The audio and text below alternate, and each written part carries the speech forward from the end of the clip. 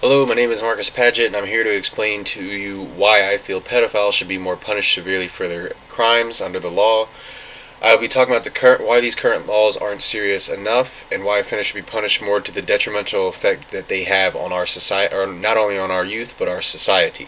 By the end of the speech, I hope to give you a better understanding of the impact that they have on us as a whole. First, I would like to address the impact of pedophiles on the society. Pedophiles cause a great detrimental effect not only on their victims, but the entire community as well. For their victims, they suffer not only physical, but emotional, heartache, psychological, and many other adverse effects. They can become distrusting towards people, disassociated from a society, they develop psychological defaults of how they view people, and be unable to empathize or develop healthy relationships as they should as they progress throughout their life. The community has to suffer because of the fact that pedophiles bring fear and distrust with them.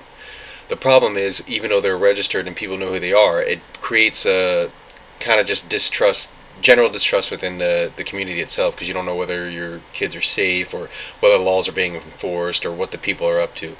So it's just a general unrest that they bring about them when they come to the local community or when they're not incarcerated.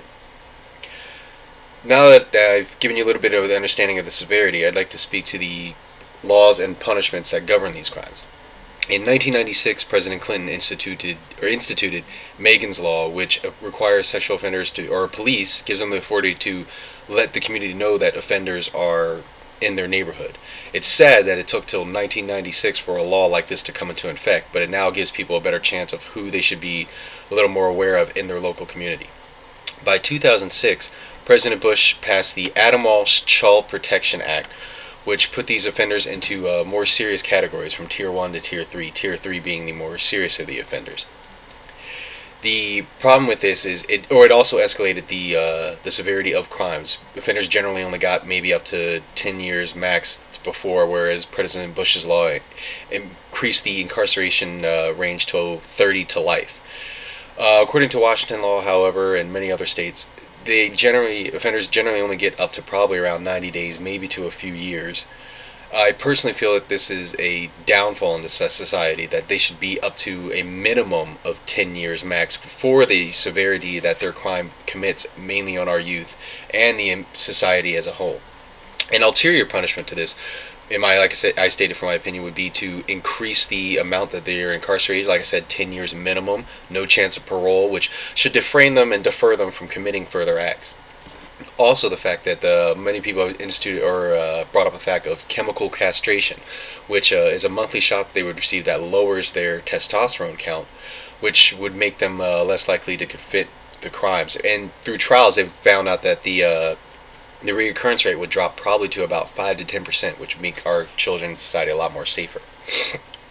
With an understanding of the laws and the impact that they have on society and on the youth and the victims themselves, I hope to better leave you with an understanding of how this cause affects us and the impact it's brought, not only for me as a parent, but for anybody out there as a whole. I'd like to leave you with some closing thoughts now. Like I said, we've covered both the impact it has on the victim and society, and the laws and their punishment, and some alternatives to this crime. Hopefully I've led you with a better understanding of how their actions plague our society. In closing, I would like to charge each and every one of you to output or be more vocal in your opinions about this, and see if we can be better watchful in our communities and get our laws to help protect our youth, or to punish these guys more severely to help protect our youth. Thank you, and have a nice night.